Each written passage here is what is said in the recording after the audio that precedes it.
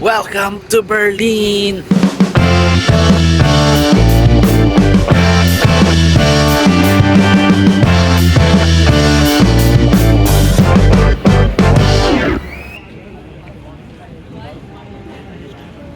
Welcome to Berlin, the capital city of Germany.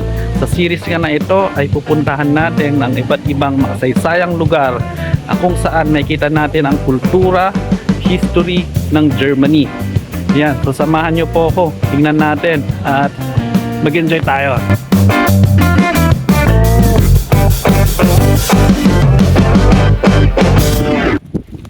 Yung building na nasa likod ko, yan yung Reichstag building. Bahay ito ng German Parliament. Isa ito sa pinaka-importanteng building dito sa Germany. Hindi mo ring bisitahin yung dome nila dyan. Ngunit kailangan mo mag-book ahead of time. Tayo hindi tayo nakabook. So ang mangyayari, try natin kung papayagan tayo. Okay guys, makakapasok tayo. Kumuha pa ng ticket. So kailangan lang ng ID para makapasok tayo doon. Binigyan din ako ng time, so around 12 o'clock this noon. Doon ako kumuha sa container van na yun. Alright, let's go!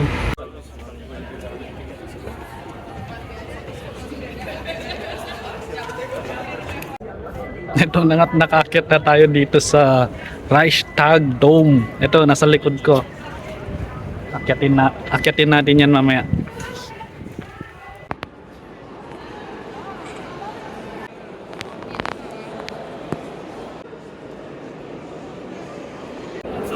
Umpisa na natin ang pag-akyat dito sa dome ng Reichstag. Kaka-excite din. Kakaiba.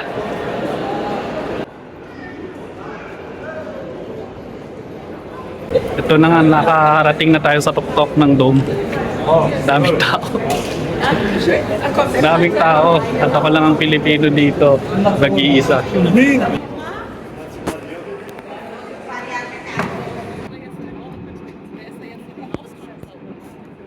Tapos na tayo dito sa Reichstag building. Next stop, Brandenburg Gate. Yo!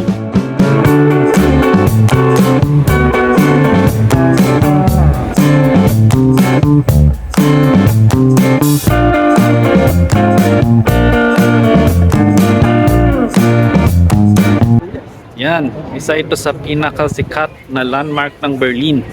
Isa rin itong simbolo ng peace and unity, especially nung fall of Berlin Wall. Yan. Ganda.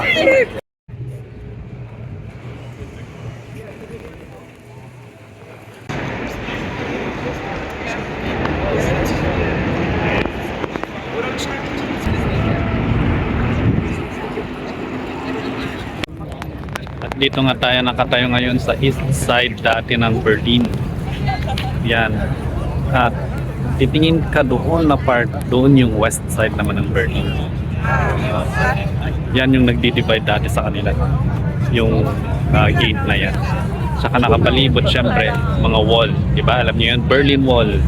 Yun yung next na pupuntahan natin sa next episode.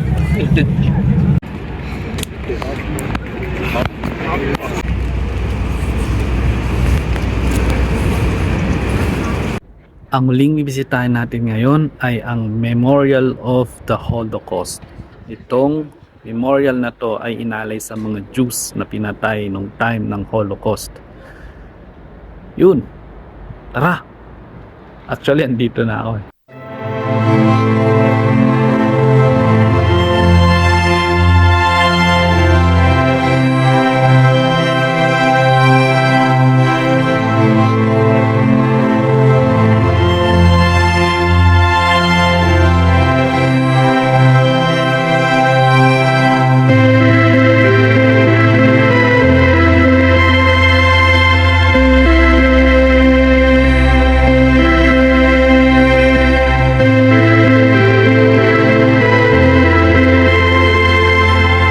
Dito na nga ako sa kalagitnaan.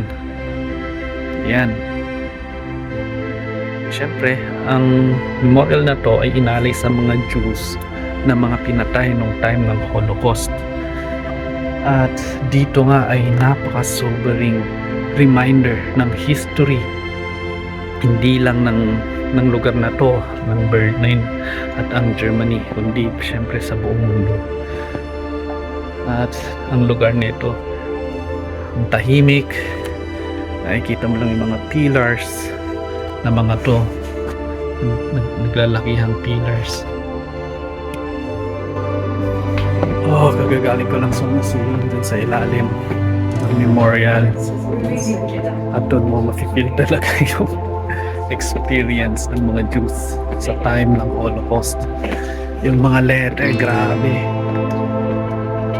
Tapos sa pusong ng binasa ko. Hindi ko malubos maisip na kaya gawin ng tao yun sa kapwa nilang tao. Grabe, mass murder. Ilang thousands of Jews ang namatay. Oh, that is an experience. Oh, hindi lang pala architecture to. May history nga talaga. Sobering reminder of history. Okay.